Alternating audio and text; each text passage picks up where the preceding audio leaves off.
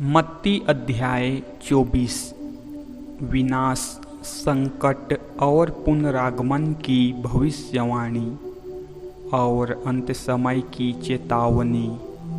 केवल परमेश्वर जानता है कि वह समय कब आएगा।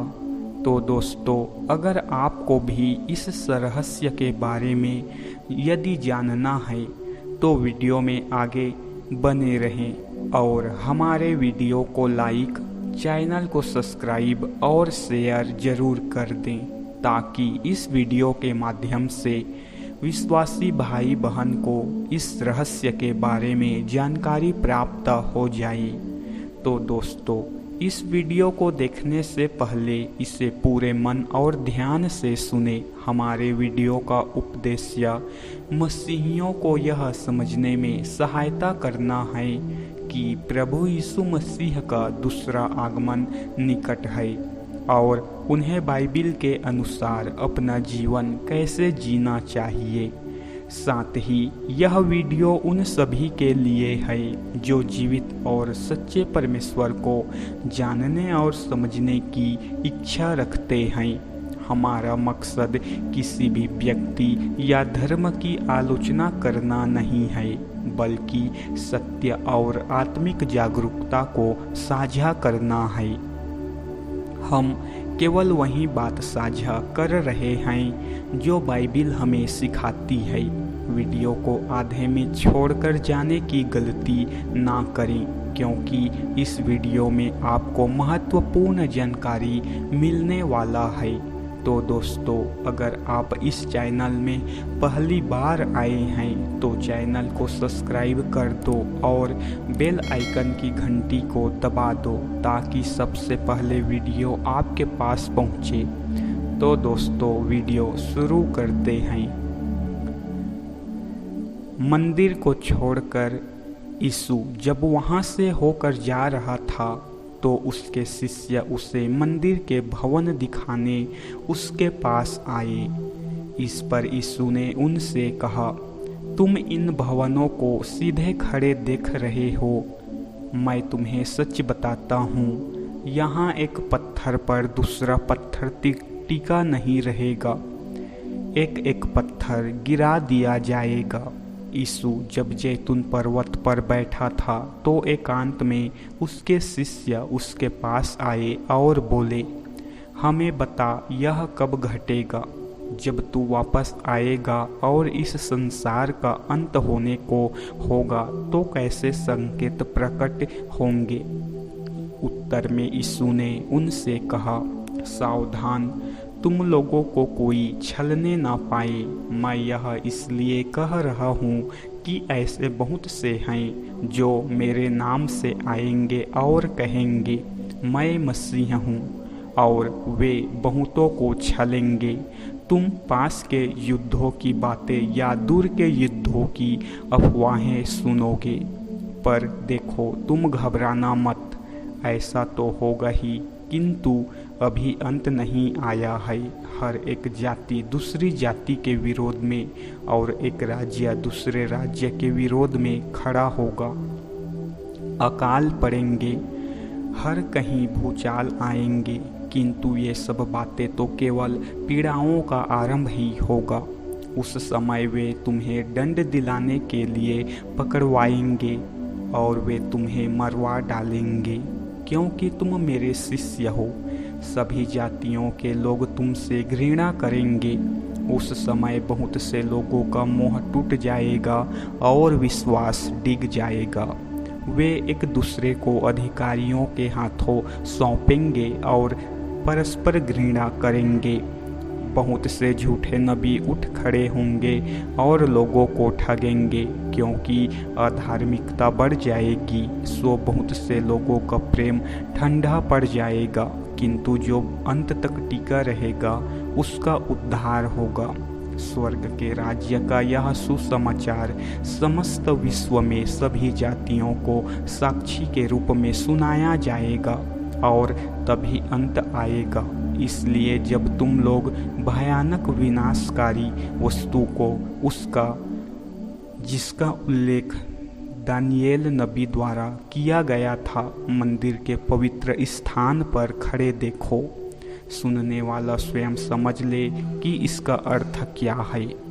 तब जो लोग यहूदिया में हो उन्हें पहाड़ों पर भाग जाना चाहिए। जो अपने घर की छत पर हो वह घर से बाहर कुछ भी ले जाने के लिए नीचे ना उतरे, और जो बाहर खेतों में काम कर रहे हो वह पीछे मुड़कर अपने वस्त्र तक ना ले।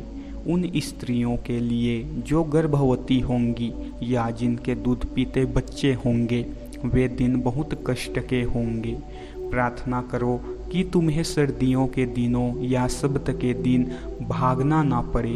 उन दिनों ऐसी विपत्ति आएगी जैसे जब से परमेश्वर ने यह सृष्टि रची है आज तक कभी नहीं आई और ना कभी आएगी। और यदि परमेश्वर ने उन दिनों को घटाने का निश्चय कर लिया होता तो कोई भी न बचता, किंतु अपने चुने हुओं के कारण वह उन दिनों को कम करेगा।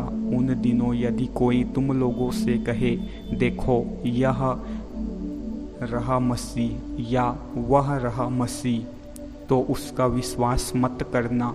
मैं यह कहता हूँ क्योंकि कपटी मसीह और कपटी नबी खड़े होंगे और ऐसे ऐसे आश्चर्य चिन्ह दिखाएंगे और अद्भुत काम करेंगे कि बन पड़े तो वह चुने हुओं को भी चकमा दे दे। देखो मैंने तुम्हें पहले ही बता दिया है। सो यदि वे तुमसे कहे, देखो वह जंगल में है, तो वहाँ मत जाना। और यदि वे कहे, देखो वह उन कमरों के भीतर छुपा है, तो उनका विश्वास मत करना। मैं यह कह रहा हूँ क्योंकि जैसे बिजली पूरब में शुरू होकर पश्चिम के आकाश तक कौंध जाती है, वैसे ही मनुष्य का पुत्र भी प्रकट होगा। जहाँ कहीं लाश होगी वहीं गिद्ध इकट्ठे होंगे। उन दिनों जो मुसीबत पड़ेगी उसके तुरंत बाद सूरज काला पड़ जाएगा, चांद से उसकी चांदनी नहीं छिटकेगी, आसमान से तारे गिरने लगेंगे और आकाश में महाशक्तियाँ झकझोर दी जाएंगी। उस समय मनुष्य के पुत्र के आने का संकेत आकाश में प्रकट होगा। तब पृथ्वी पर सभी जातियों के लोग विलाप करेंगे और वे मनुष्य के पुत्र को शक्ति और महिमा के साथ स्वर्ग के बादलों में प्रकट होते देखेंगे। वह ऊंचे स्वर की तुरही के साथ अपने दूतों को भेजेगा। फिर वे स्वर्ग के एक छोर से दूसरे छोर तक सब कहीं से अपने चुने हुए लोगों को इकट्ठा करेगा। अंजीर के पेड़ से शिक्षा लो। जैसे ही उसकी टहनियाँ कोमल हो जाती है और कोंपले फूटने लगती है, तुम लोग जान जाते हो कि गर्मियाँ आने को है। वैसे ही जब तुम यह सब घटित होते हुए देखो तो समझ जाना कि वह समय निकट आ पहुँचा है, बल्कि ठीक द्वार तक। मैं तुम लोगों से सत्य कहता हूँ कि इस पीढ़ी के लोगों के जीते जी ही ये सब बातें घटेंगी। चाहे धरती और आकाश मिट जाए, किंतु मेरा वचन कभी ना मिटेगा। उस दिन या उस घड़ी के बारे में कोई कुछ नहीं जानता, न स्वर्ग में दूत और न स्वयं पुत्र, केवल परम पिता जानता है। जैसे नूह के दिनों में हुआ, वैसे ही मनुष्य के पुत्र का आना भी होगा। वैसे ही जैसे लोग जल प्रलय आने से पहले के दिनों तक खाते पीते रहे, ब्याह शादियाँ रचाते रहे, जब तक नूह नाव पर नहीं चढ़ा उन्हें तब तक कुछ पता नहीं चला, जब तक जल प्रलय न आ गया और उन सब को बहा नहीं ले गया। मनुष्य के पुत्र का आना भी ऐसा ही होगा। उस समय खेत में काम करते दो आदमियों में से एक को उठा लिया जाएगा और एक को वहीं छोड़ दिया जाएगा। चक्की पिसती दो औरतों में से एक उठा ली जाएगी और एक वहीं पीछे छोड़ दी जाएगी।